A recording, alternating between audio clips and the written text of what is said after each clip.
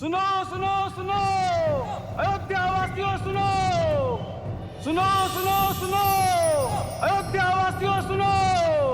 कल हर गली हर जगह पे होगी गूंज बस एक नाम की, अयोध्या होगी श्री राम की। किनकी? श्री राम की। अयोध्या होगी श्री राम की, श्री रामचंद्र की, श्री रामचंद्र की।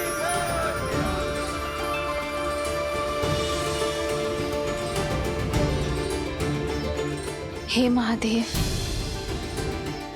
मैंने तो आपसे वर मांगा था और आपने तो अयोध्या को वरदान दे दिया। धन्यवाद महादेव। सीता, जन्म जन्म का है ये संगम, राम रतन सीता वैभव धन। एक है पौरुष एक समर्पण, एक है रूप तो दूजा दर्पण। बधाई हो युवराज।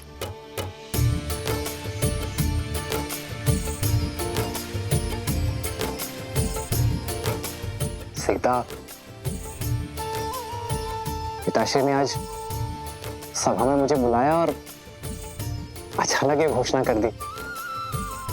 मैं तुम्हें बताने आ ही रहा था। एक स्त्री का सम्मान सदा उसके पति के मान से जुड़ा होता है और आज प्रजा के हृदय में आपके लिए मान देखकर मेरा भी सम्मान बढ़ गया। राम है लोचन सीता दृष्टि, राम है बादल सीता वृष्टि।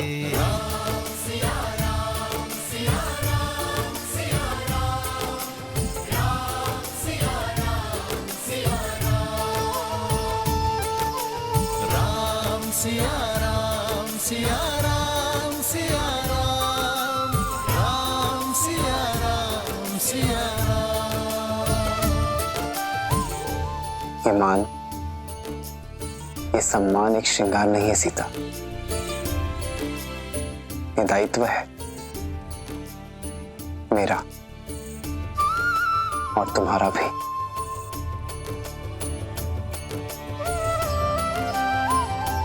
और ये दायित्व हमें पूर्ण निष्ठा से निभाना होगा।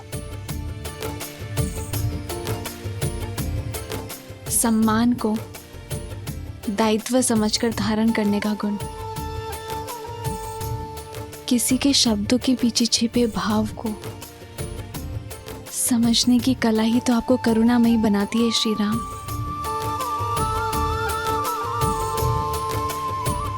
मेरा सौभाग्य है कि मैं मर्यादा के नए शिखर चुने इस यात्रा में मैं आपकी संगीनी हूं।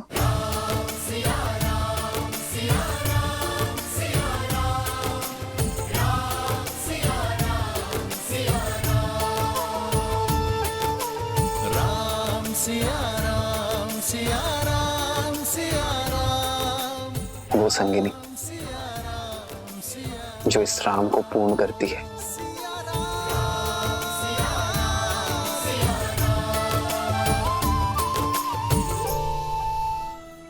सुमंत्र, भोर की पूजा के लिए मुहूर्त निकलवाओ, अनुष्ठान के लिए सभागिरी को सज्ज करो और राम के नाम पर दान पुण्य के लिए भंडार गृह खोल दो। जी महाराज।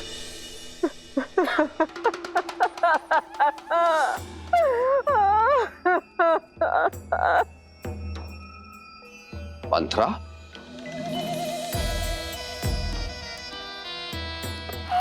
महाराज, कुछ तो अशुभ हुआ है। कैसे ही मेरी बच्ची ठीक नहीं है। इस शुभ अवसर पर? किंतु ऐसा हुआ क्या है? बहुत पूछा किंतु कुछ नहीं बताया। बस अश्रु बहाती रही और सुबक रही है। इतना ही कहा कि मैं जाके आपको बता दूं।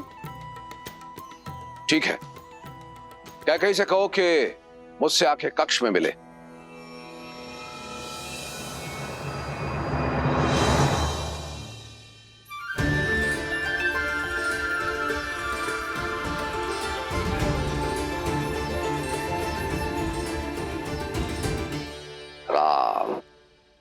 अति सुंदर।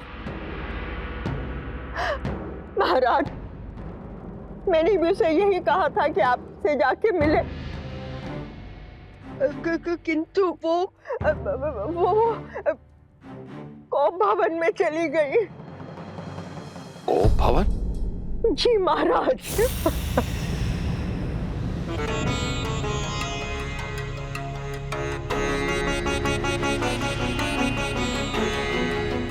बहुत चेष्टा की महाराज, परंतु कुछ बोल नहीं रही है, केवल आपसे ही बात करेंगी।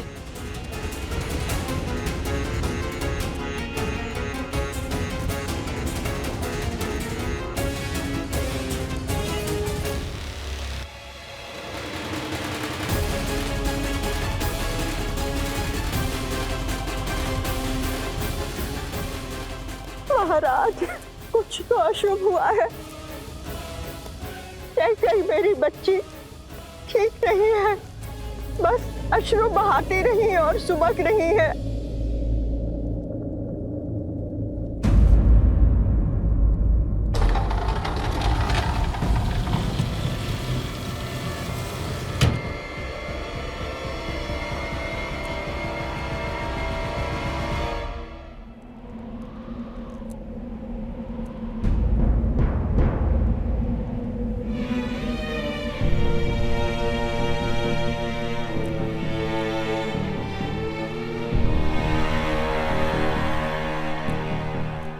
कैकई, बधाई हो महाराज। तो तुम तक सूचना पहुंच गई, फिर यहां इस तरह कोप भवन में क्यों हो? कोई रानी कोप भवन में क्यों जाती है जब वो अपने महाराज से रुष्ट हो और एकांत में उनसे अपना द्वंद्व सुलझाना चाहती हो? समस्या क्या है कैकई? भरत।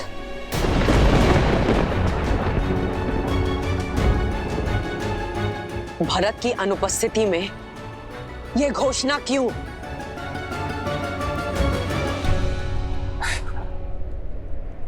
जानती हो, जब ये सूचना राम तक पहुंची तो वो भी भरत के यहां होने की बात कर रहा था। हमारा राम भी ना बिल्कुल अपनी माँ की भांति सोचता। मैं भरत की बात कर रही हूँ, मैं भरत की बात कर रही हूँ, मैं भरत की बात कर रही हूँ। राम के गुणगान नहीं सुनने मुझे, राम के गुणगान नहीं सुनने मुझे, गुणगान नहीं सुनने मुझे, गुणगान नहीं सुनने मुझे। तुम्हें हो क्या गया है कैकई? तुम्हें ऐसा क्यों लगता है कि मैं जानबूझकर भरत के जाने के उपरांत राम को युवराज घोषित कर रहा हूं? इतना ही जान पाई हो मुझे तुम? जब से अपने पुत्रों के विवाह से लौटा हूं, देख रहा हूं कि तुम बदल गई हो। हर एक बात को किसी दूसरी बात के साथ जोड़ रही हो। क्योंकि जीवन में सब कुछ कहीं ना कहीं जुड़ा होता है। कोई भी घटना अकारण नहीं होती है। क्या ज्ञात था मुझे कि वर्षों पहले किया गया मेरा निस्वार्थ कर्म मुझे आज फल देगा।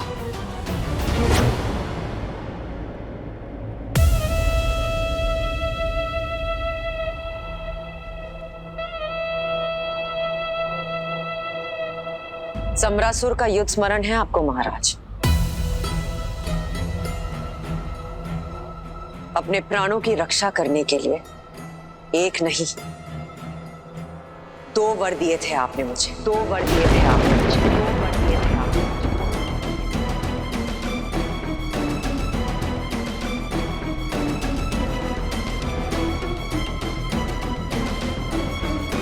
क्या कि इस बारे में हम बाद में बात करते हैं। पहले तुम रानी के रूप में सच होकर आओ। बहुत वर्ष बीत गए महाराज, स्मरण कर लीजिएगा।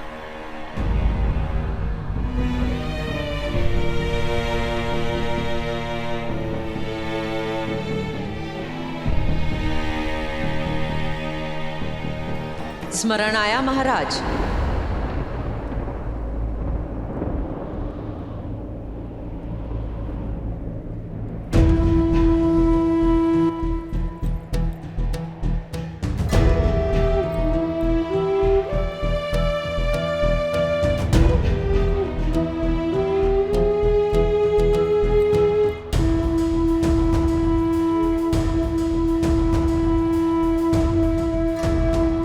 मनुष्य अपने शब्दों को कितना महत्व देता है, इसी से मनुष्य की पहचान होती है कैकेयी। मुझे सब स्मरण है। तो रघुवंशियों की रीत को पूरा कीजिए और अपने दिए गए 2 वचन पूर्ण कीजिए। बोलो कैकेयी, क्या वर चाहती हो?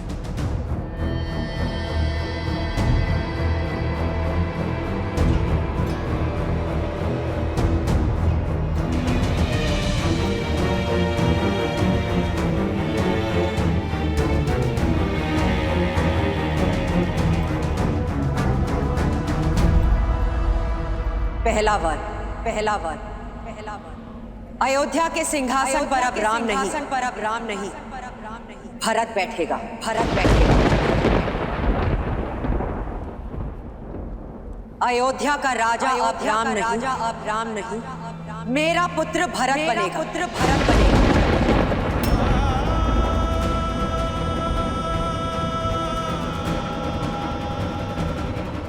क्या तुम्हें भान भी है कैकेयी तुम क्या कह रही हो? मैं एक राजा और मेरा कर्तव्य है अपनी प्रजा को एक योग्य राजा देना। तो भरत योग्य नहीं है? किंतु वो राम नहीं है। अर्थात आप मानते हैं कि आपको केवल राम प्रिय है? हाँ, मुझे राम सबसे प्रिय है। पूरी अयोध्या की प्रजा को राम प्रिय है, क्योंकि उसमें उत्तराधिकारी बनने के सब गुण हैं। कैकेयी, जब हम संसार से विदा लेंगे तो राम हमारा नाम आगे बढ़ाएगा।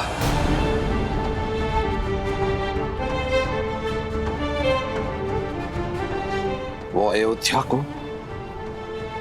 और अपने भाइयों को संभालेगा। अयोध्या को आवश्यकता है राम की, मुझे आवश्यकता है राम की, भरत को आवश्यकता है राम की। और कैकेयी, राम के होते अयोध्या की प्रजा भरत को राजा स्वीकार नहीं करेगी।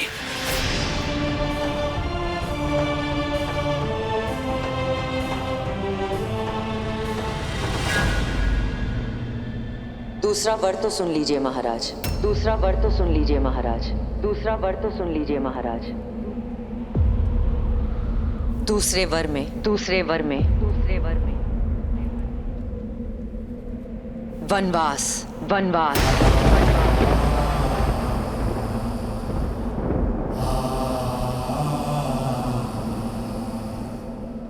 राम के लिए 14 वर्ष का वनवास, 14 वर्ष का वनवास।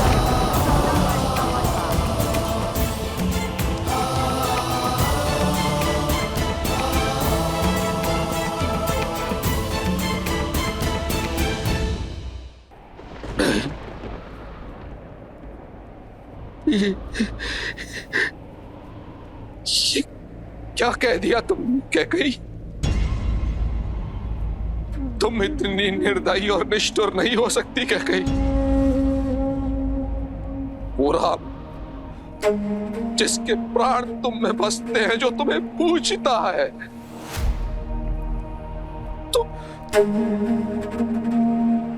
तो मुझे वनवास भेजने की बात कर रही हो।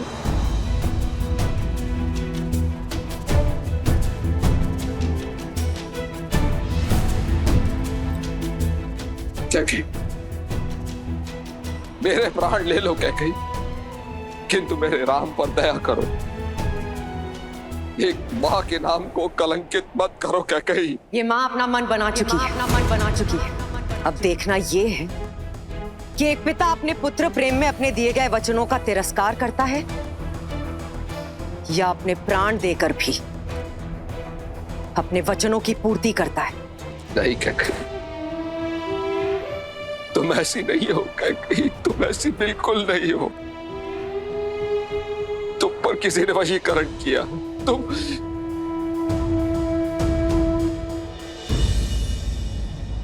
अच्छा ठीक है, मैं भरत को राजा बना दूंगा।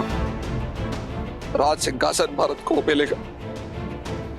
पूरी प्रजा भरत को राजा मानेगी। राम उसका सेवक बन के रहेगा।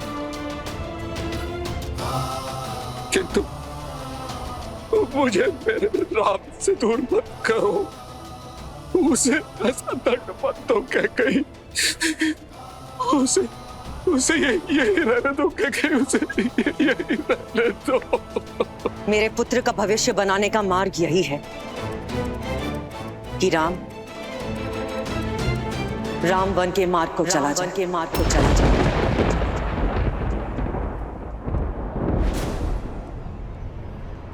अब बोलिए महाराज, एक रघुवंशी अपने वचन का मान रखेगा या एक पिता राजा हरिश्चंद्र का सत्य, भागीरथ की दृढ़ता और रघु के संकल्प की हत्या करेगा।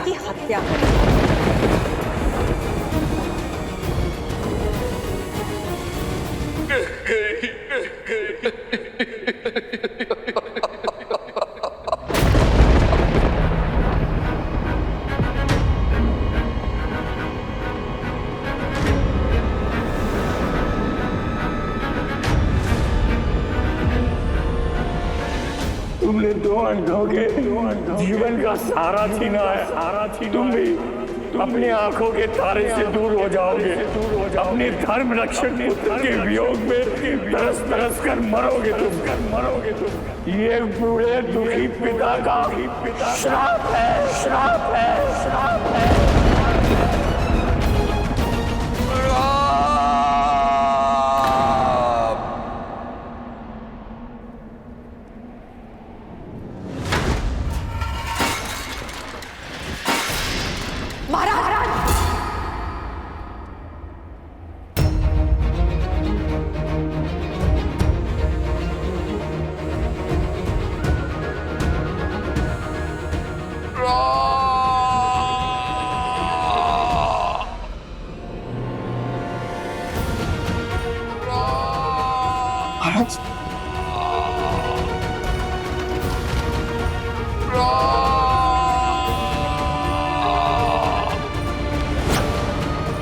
महाराज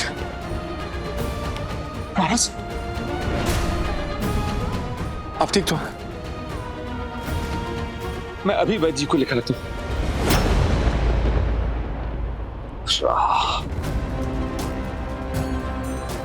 मेरे राम को बुलाओ सुमंत। जी महाराज।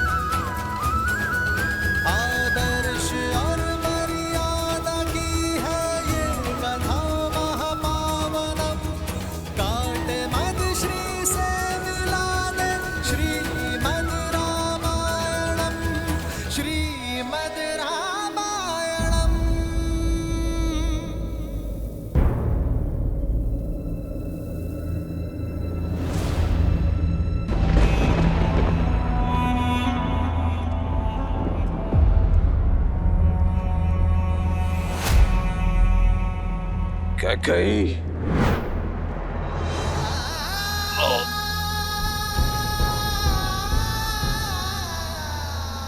कैकेयी, ये भीषण कर्म मत करो। महाराज दशरथ को ये गिड़गिड़ाना शोभा नहीं देता है।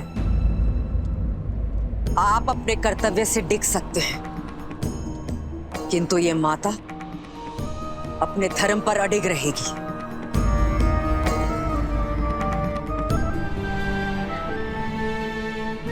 कभी नहीं सोचा था मेरा अपना कवच एक विशाला बाण बनकर मेरी ही छाती को फेंक देगा।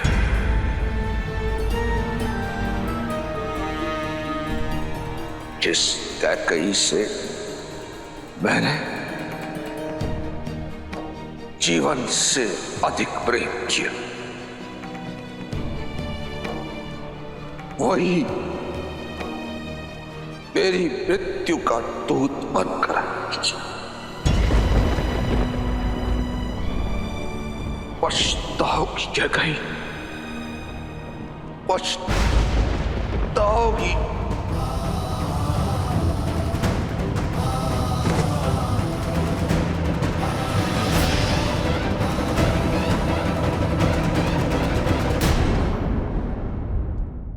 जय श्री राम, जय श्री राम, जय श्री राम, जय श्री राम, जय श्री राम, जय श्री राम, जय श्री राम, जय श्री राम, जय श्री राम, जय श्री राम,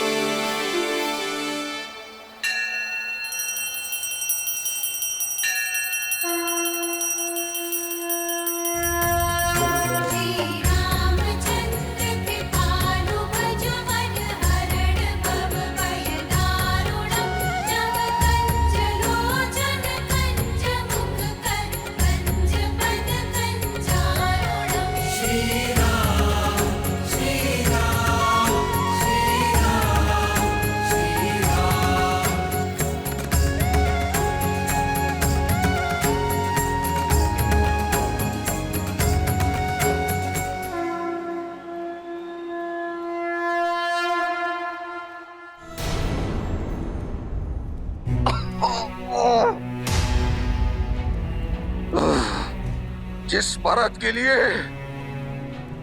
तुम इस राज सिंहासन का षड्यंत्र रच रही हो, वो कभी भी इस सिंहासन को स्वीकार नहीं करेगा। देख लेना, तुम देख लेना क्या कहीं मेरा राम एक दिन अयोध्या का राजा बनेगा। मेरा राम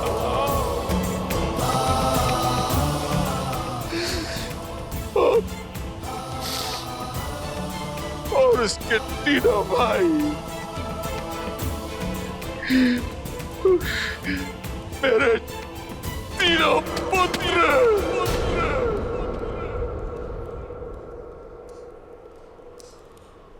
उसकी सेवा में उसके साथ खड़े हो गए।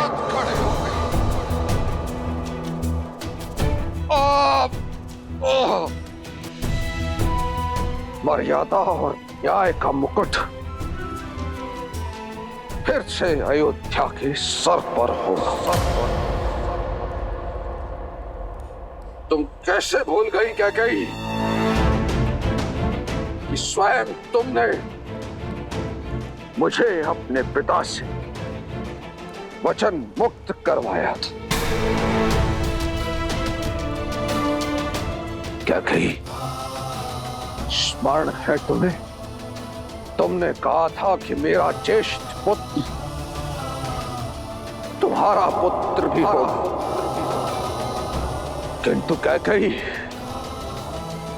अब जो तुम कर रही हो ना,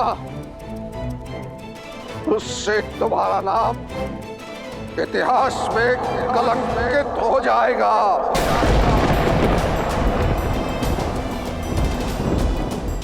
अयोध्या के लिए तुमने जो वर्षों का तप और त्याग किया है कैकेयी, लालच की अग्नि में तुमने उसे एक क्षण में भस्म कर दिया। कैकेयी, देख लेना, तुम्हारी आत्मा को अनंत काल तक मुक्ति नहीं मिलेगी, नहीं मिलेगी मुक्ति।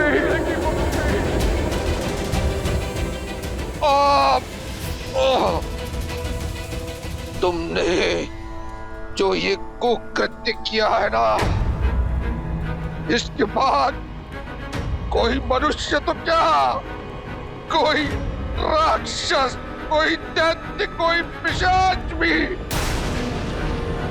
अपनी पुत्री का नाम क्या कहीं नहीं रखेगा।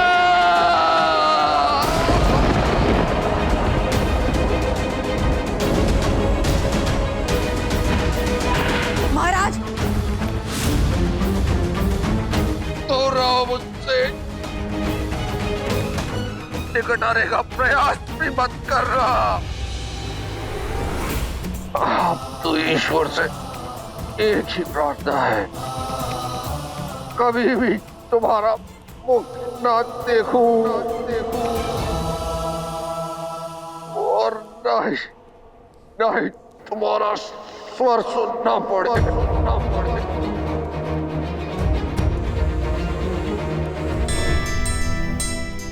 सुखी रहो। तुलादान के लिए आगे बढ़ो राम। जी माँ। तुम्हारे भार के बराबर स्वर्ण मुद्राएं और आभूषण प्रजा में बांटी जाएंगी। तुलादान एक धन का सूचक ही नहीं, एक होने वाले राजा के लिए संकल्प है कि एक राजा जीवन भर प्रजा का हित और उनका सुख साधेगा।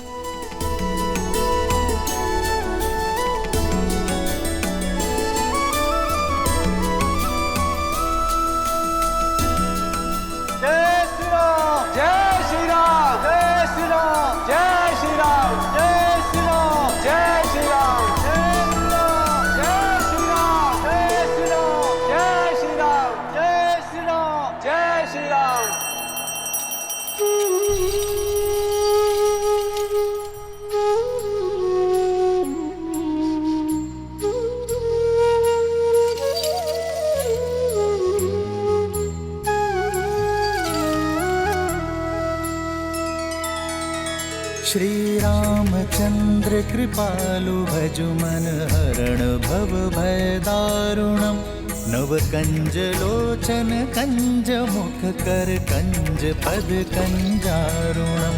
भगवान के अवतार का केवल नहीं गुणगान है, कैसे नारायण बने नर इसका पावन ज्ञान है।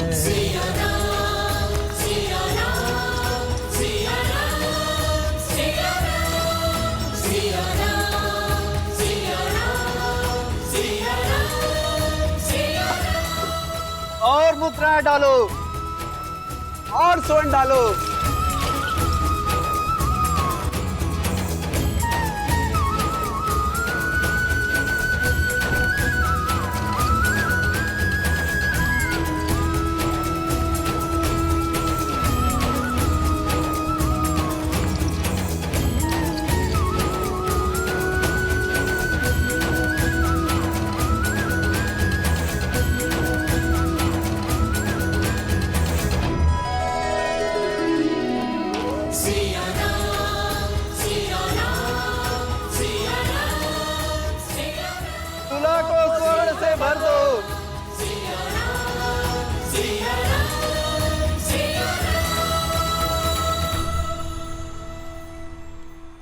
आज कहीं संसार भर का स्वर्ण ही ना समाप्त हो जाए। लगता है स्वयं देवी लक्ष्मी जी की कृपा हुई है आज अयोध्या वासियों पर।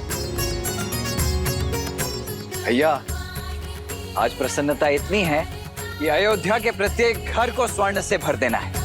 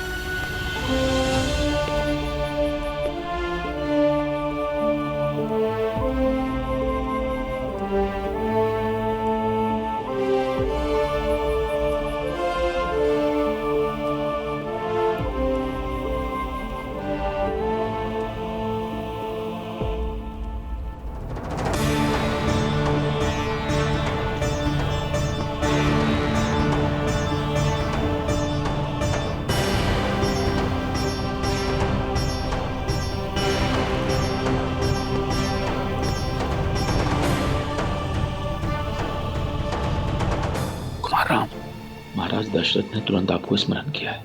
वो गोभवन में महारानी कैकेयी के साथ।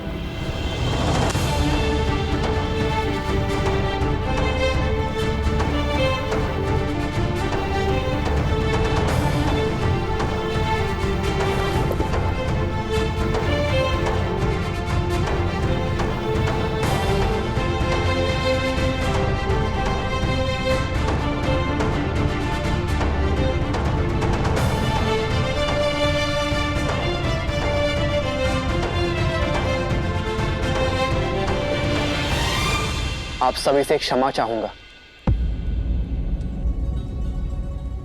किंतु मुझे जाना होगा।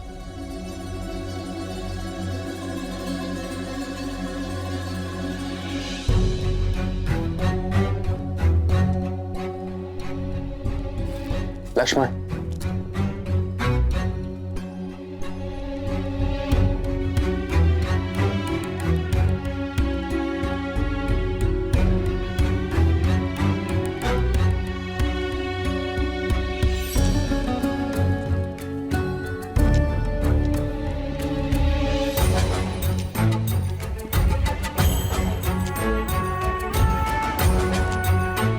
सुमित्रा, राम का यूं अचानक जाना, सब ठीक तो है ना? पता नहीं दीदी, किंतु अमात्य सुमंत्र बहुत गंभीर दिख रहे थे।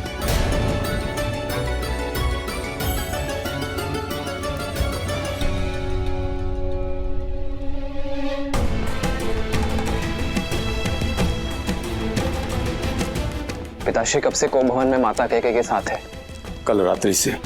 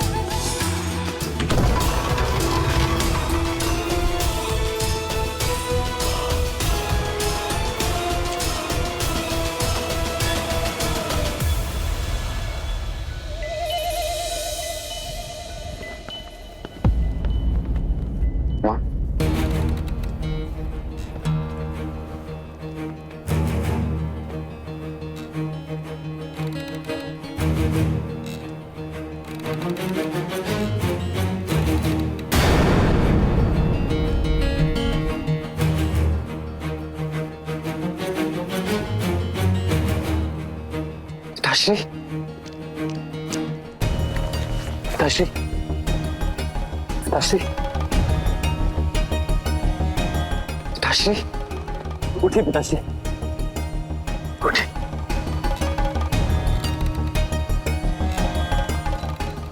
विश्राम करिए पिताश्री।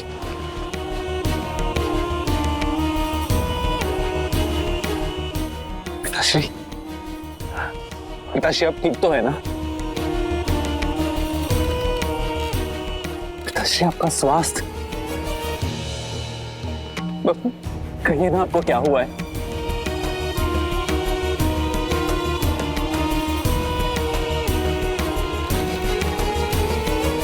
माँ, आप थी ना पिताश्री के साथ, तो कहिए ना क्या हुआ है इनको?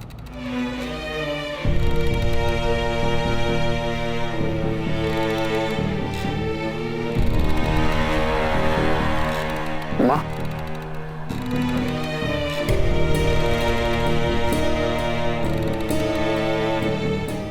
पिताश्री,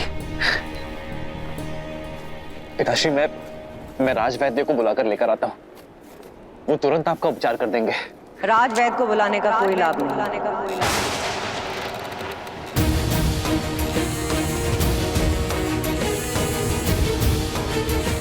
इनकी पीड़ा तन की नहीं, मन की है, मन की है, मन की है।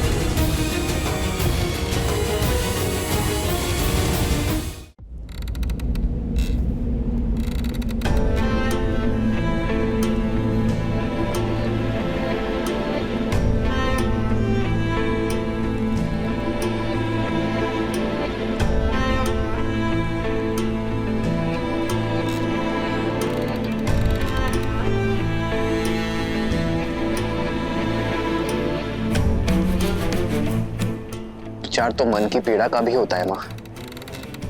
आप मुझे बताइए, कौन सी बात है जो पिताश्री के मन को व्यथित कर रही है? क्या आप दोनों के बीच कुछ मतभेद हुआ है? मैं बात करूंगा पिताश्री से माँ। आपस में बैठकर बात करेंगे तो मतभेद दूर हो जाएगा। मतभेद हल हो सकते हैं, मनभेद नहीं। और वैसे भी इस समस्या का कारण ना तुम्हारे पिताश्री हैं और ना मैं। तो फिर कौन है माँ? तुम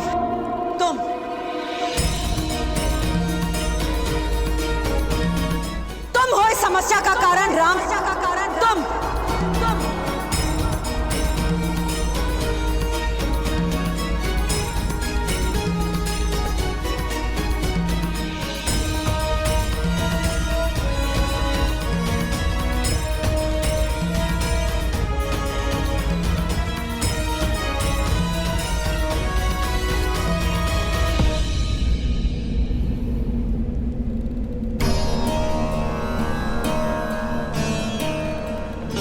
ऐसा क्या अपराध कर दिया मैंने माँ कि मैं अपने ही पिताश्री के लिए समस्या बन गया?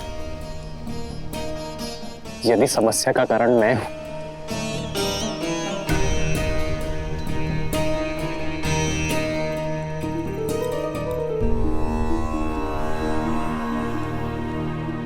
तो उसका निवारण भी मैं ही करूंगा माँ।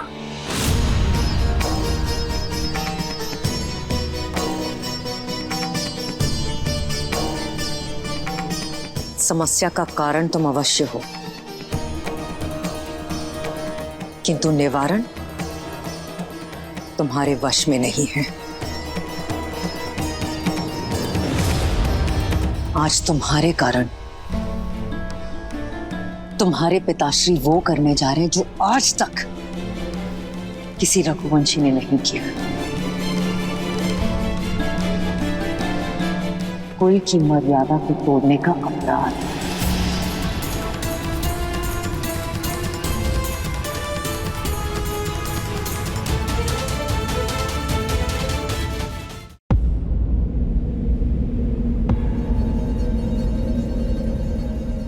माँ, आप मुझे दोषी मानती हैं, ये स्वीकार है मुझे। किंतु महाराज दशरथ सदा निष्कलंक थे और सदा रहेंगे। वो जीवन भर धर्म की रक्षा, रघुवंश की मर्यादा के मार्ग पर चले हैं मां। सृष्टिहीन मनुष्य मार्ग भटक जाता है और तुम्हारे प्रिय पिताश्री पुत्र मोह में, तुम्हारे मोह में मार्ग भटक चुके हैं, दृष्टिहीन हो चुके हैं और अधर्म के रास्ते पर चल चुके हैं।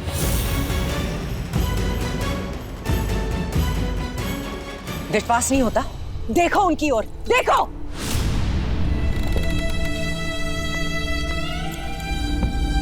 मर्यादा भंग करने के शूल ने इनके शव बांध दिए, किंतु इनका मुख साक्षी है कि रघुकुल की मर्यादा का पालन नहीं कर पाए और अपने दिए गए वचन से पलट गए हैं ये। पूछो इनसे, पूछो अपने पिताश्री से,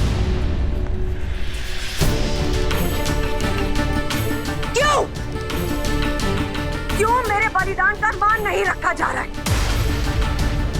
सम्रासुर युद्ध के पश्चात जो 2 वरदान मुझे दिए थे, उनकी पूर्ति करने से क्यों हिचकिचा रहे हैं? पूछो अपने पिताश्री से राम, पूछो।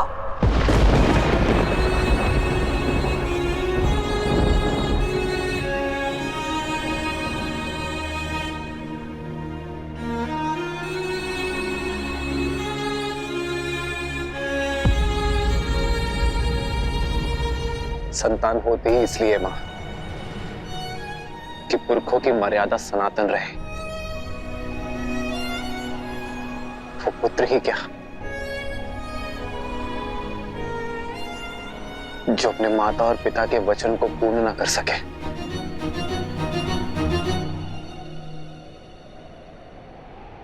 क्या वर मांगे थे आपने मां?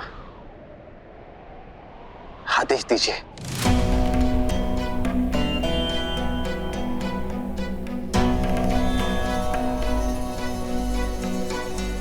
जो पिता नहीं कर पाए वो पुत्र क्या करेगा? फिर भी अगर तुम सुनना ही चाहते हो तो सुन। मेरा पहला वर, अयोध्या के सिंहासन पर अब तुम नहीं, मेरा पुत्र भरत बैठेगा।